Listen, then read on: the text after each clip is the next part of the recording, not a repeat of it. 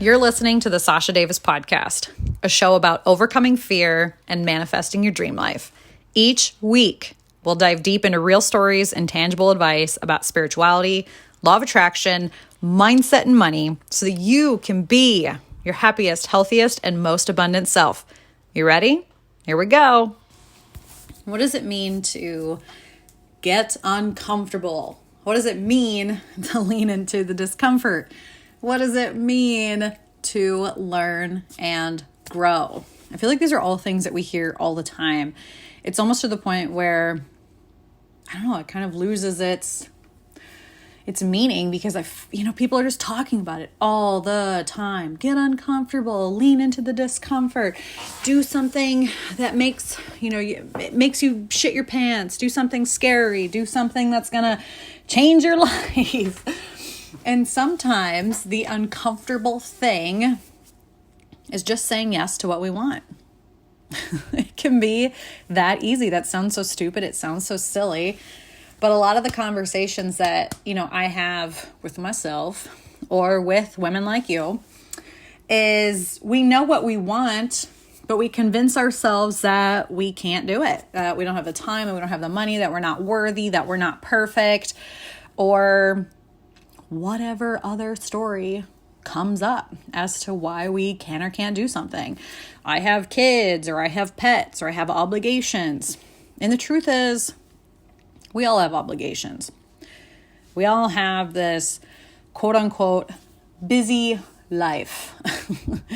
And I'm so tired of the word busy. I'm so tired of the word busy. I actually had a friend rephrase it and say active. I have an active life. And I was like, dang, I really like that. It's got a positive swing on things, which is another thing. Like, being positive doesn't mean that you're like, everything's fine, everything's hunky-dory.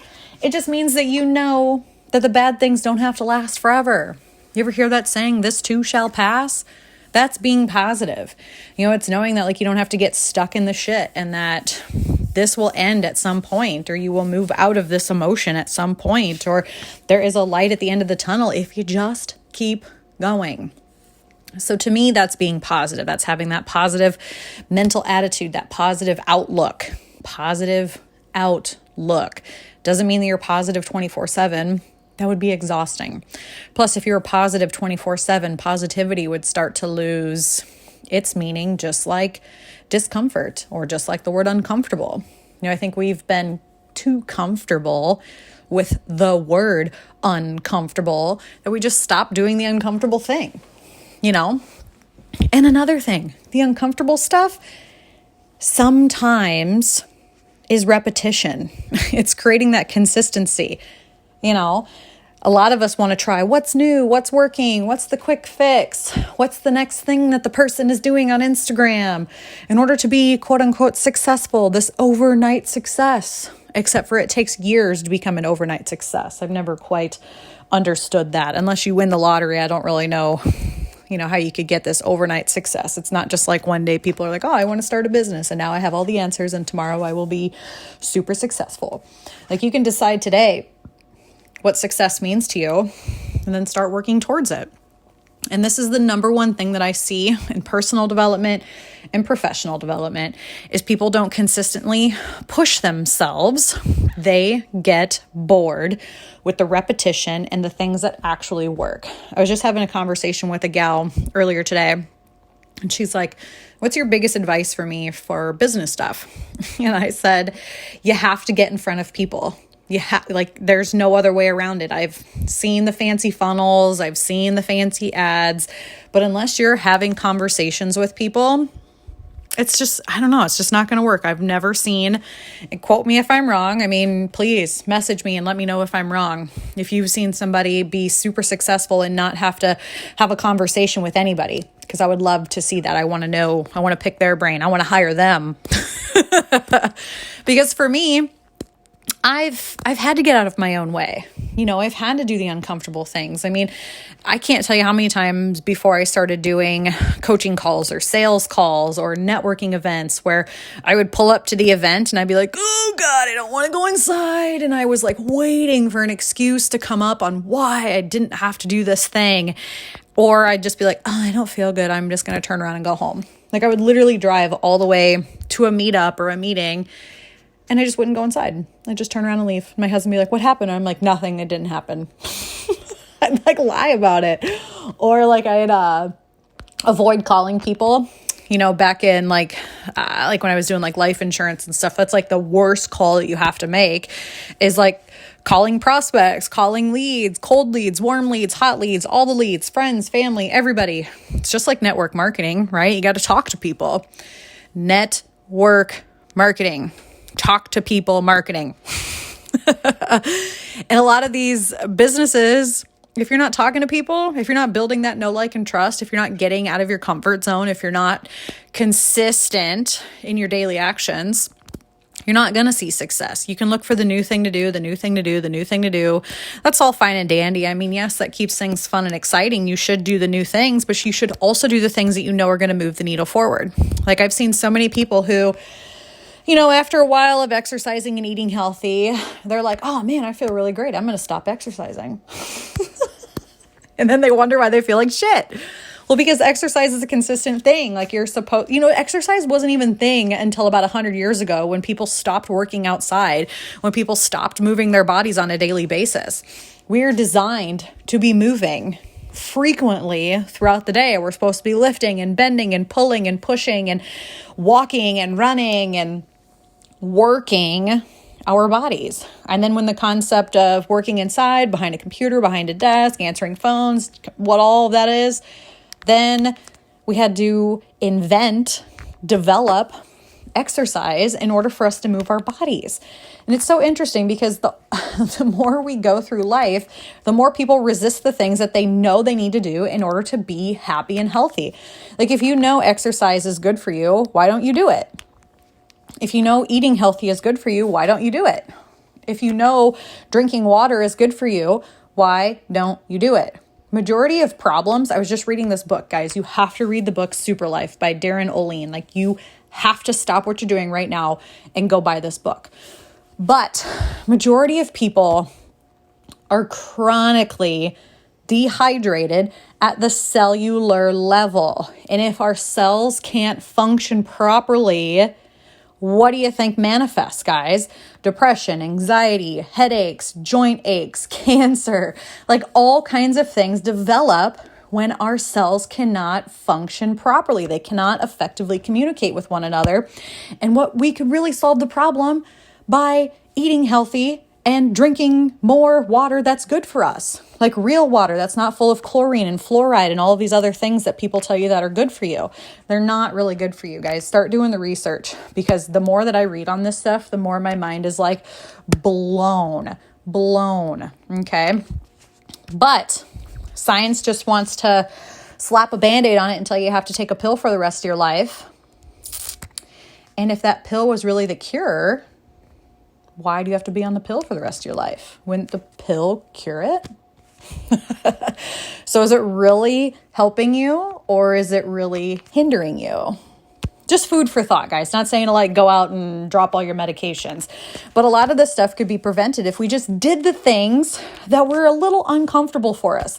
Yeah, maybe kale tastes like shit. Sometimes broccoli tastes like shit. But it's because you have conditioned your body to respond to the amount of sugar levels that you take in every day, right? So it's like that natural detox. It's just like when we were all teenagers drinking beer. Like, I don't know anybody who was a 14 or 15-year-old that was like, oh, I fucking love beers. Beers taste amazing.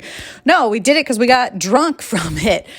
But now as adults, our taste buds acquire, they just are different now. And now we're like, oh, I like beer. Like this beer tastes really good. But you remember the first time you had it, you're like, this is disgusting. It's just like toothpaste and kids. Like I remember tasting like the kids' toothpaste that my daughter has, my son has. And I'm like, oh, this toothpaste tastes like shit. Like I prefer like that stuff with a hint of like spearmint or mint to it. And it's just like kids, they're like, oh, that's spicy. But at some point their taste buds change. They can't have kids' toothpaste forever. Or maybe they can. I don't know. But again, it goes back to the uncomfortable thing. Like, why are we so afraid of doing the uncomfortable thing that is going to make us happier, healthier, wealthier, more successful, have that business that we want, have that dream life that we want? But we sit here like a bump on a log saying, I wish somebody would do the work for us. I wish there was an easier way. You know what the easier way is? Taking action, just doing it. There's no way around it. I can't describe it, you guys. It is like unreal what our brains come up with to keep us stuck. These stories, these beliefs that we have on why we can or can't do something, or these beliefs that there's gotta be an easier way. The way to what you want is healing your stories and taking action. Those are the two things that have worked for me. And consistently doing the uncomfortable thing. Like this morning, I did not want to get on that treadmill and run 2 freaking miles. I did not want to do it. Everything in me was like, God, this sucks. I don't want to do it. But I know if I don't do it, then I'll feel even more like shit. So in order for me to be energized, I have to do something that creates more energy. And that uncomfortable thing for me was putting my ass on the treadmill and hit and go. Okay. And then the next thing that was uncomfortable for me is I didn't want to have a couple of these calls today, these uncomfortable calls that I've been avoiding, but I got to pull up my big girl pants and say, let's do it. I can't hide in a corner forever and expect myself to be successful or have things just happen for me. Like, you guys can sit here and look at a vision board all day long, but if you don't have the action to go along with it, the inspired action or the uncomfortable action, the action that's going to expand your consciousness and expand your confidence, then you're going to be in the same place a year from now. And how does that feel? What's more uncomfortable? Sitting here listening to this podcast, this same episode on repeat this time next year? That would really suck. Or finding a way to heal your stories, really work on yourself, really do the uncomfortable thing, whether that's leaning into emotions, whether that's eating healthy, drinking water, networking, building know, like, and trust with your audience. I don't know, divorcing your husband, selling your house. I don't know. I mean, there's tons of things out there that we put off because of other people, really, or us. Like, we don't want to be uncomfortable and we don't want to inconvenience anybody else.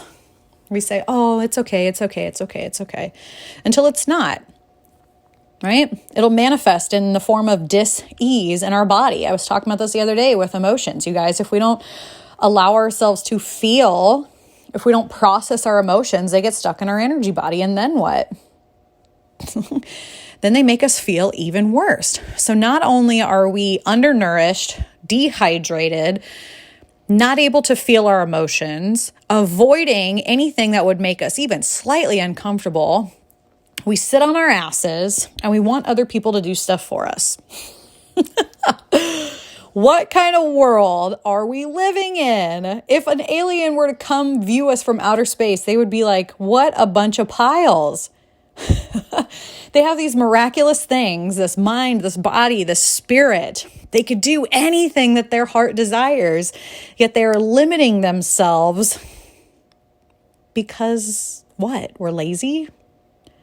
I don't know how else to put it. I don't know if it's we're lazy or we're just trying to avoid being uncomfortable at all costs, that we put our mental, physical, emotional, spiritual health at risk. It doesn't even make sense. It's just like your muscles, guys. The only way that your muscles can grow is if they're put under pressure. They're put to work. You have to tear it down to build it up. It's the same thing with us, and then you got to take rest days in between there. We get that we have to take rest days for our bodies, but we don't get that we have to take rest days for our mind, our body, our spirit, our emotions. It just doesn't make sense to me. The more I dive into this stuff, the more, there's always layers. And sometimes I even look at my husband and I'm like, man, ignorance is bliss. I can see why people don't want to do personal development because this shit's fucking hard. But it's also so rewarding. It is so rewarding to experience a whole new level of emotional, physical, spiritual, financial freedom. When we really let go of all of our stories are really, because all they are is our stories are what's holding us where we are. Without our stories, who are we? So if you have this story, it's basically like you have a self-fulfilling prophecy. Oh, I'm broke. Okay, well, you're going to continue to do things that make you broke until you fix that story. Or, oh, I'm not a runner. Okay, great. Keep up with that story and you're going to keep doing things that prove that you're not a runner. Or I just can't eat healthy. Or I just can't drink water. Oh, I just can't do this. Oh, I just can't do that. I'm not worthy. I'm not perfect. Unless you heal that story, you're going to be in a self-fulfilling, self-sabotaging loop that will keep that story true. So it's up to you to face it and write a new story. Do something different. Prove yourself wrong. This is where it's nice to have some help. Somebody like me or somebody like really any coach out there, therapist, group. I mean, there's tons of things out there. You just have to do what resonates with you. And so if you're listening to this and you're like, oh, I've been on the fence about joining so-and-so's program, or I've been on the fence of joining so-and-so's whatever, or working with so-and-so, I'm inviting you to pull the trigger. Okay. Sometimes it is easier to have guidance through these things. I know it was for me. Man, I would drop back into old habits quick. Old habits die hard, man. I still catch myself falling into them every now and then. I'll, get going really, really good. And all of a sudden I'm like, God, I suck at everything. Why do I even try? And then I have to have somebody remind me, why I'm trying. What is my why? Why was I put here on this planet? And sometimes that person's not me. I have to hire it out, and I'm not ashamed of it anymore. I used to be. I was so embarrassed to tell people that I hired a life coach, or that I hired a therapist, or that I joined a program. I was like, oh God, what are people going to think of me? They're going to think I'm crazy. No. The people who know what it's like know that you're working on you and that you're investing in yourself. And the people who don't get it, well, they don't, and they probably never will. And if they're not in the arena there with you, then poop on them, okay? It's not up to them to judge you. This is one thing that I was talking to a gal the other day about, and I'm like, hey, are they doing what you want to do? Well, no. It's like, then don't listen to them. If they're not there to support you, see you later. Nobody ahead of you or next to you in the same arena is going to make fun of you or poo-poo on you for doing something that's going to make you happier, healthier, wealthier, whatever. They're not. They're going to cheer you on. They're going to be like, fuck yeah, keep going, man. It sucks, but keep going. Wait till you get there, because there's so much magic in the journey. There's so much magic in the journey. There's not like this destination that you get to and you're like, oh, I have it all figured out. It doesn't work like that, because every time you think you have it all figured out, shit changes or another story comes up. It's just layer upon layer upon layer, and you got to have fun along the way, but you have to keep doing things that make you uncomfortable, having conversations, upgrading the level, the people that you're hanging out with, increasing your investment in yourself, pushing yourself physically, mentally, spiritually, all those things. You have to do things that get you uncomfortable. Maybe not every single day, but make it consistent, right? And don't let consistency fall off the bandwagon either. If you know something like moving your body, eating healthy, meditating every day, whatever is going to help you, then keep doing those things. Even if it gets boring. Sometimes I get really, because I'm like, oh, the uncomfortable thing is doing the consistent thing. I'm always looking for adventure. I'm always looking for something that's going to ooh, what's next? Ooh, squirrel, squirrel. And so for me, consistency is uncomfortable. Planning ahead is uncomfortable.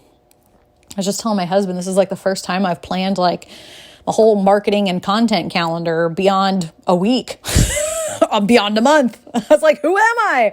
What is this person? I can't even believe myself. I have almost a whole year planned out. You bet your sweet ass I resisted it every ounce of the way. I was supposed to have it finished by the end of December. You know what today is? I think it is January 24th or 5th or something like that today. So for damn near 2 months, I was procrastinating. I was resisting. I was like, this is stupid. God, why do people do this? This is so dumb. Every story under the sun.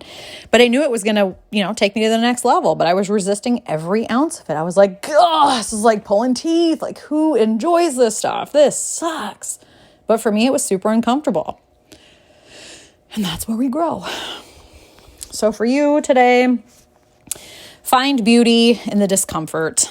Like really sit with that. Like what would be an uncomfortable thing to do that you've been procrastinating? And you guys know exactly what I'm talking about. I talk about the procrastination list all the time in my group. I'm like, what are you guys putting off? What are you putting off? The reason you're putting it off is because it's uncomfortable or you feel like it's not something that you really need to do, except for that's the thing that you probably need to do the most. So look at your life, look at your business, look at your family, look at your community, look at your wallet, sometimes your budget. What are you avoiding? What do you need to do to be 1% better?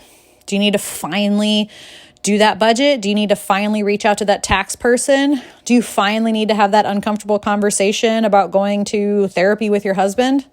Do you need to have that uncomfortable conversation with your family member, your mom, your dad, whatever that looks like, your children, for crying out loud, your daycare provider?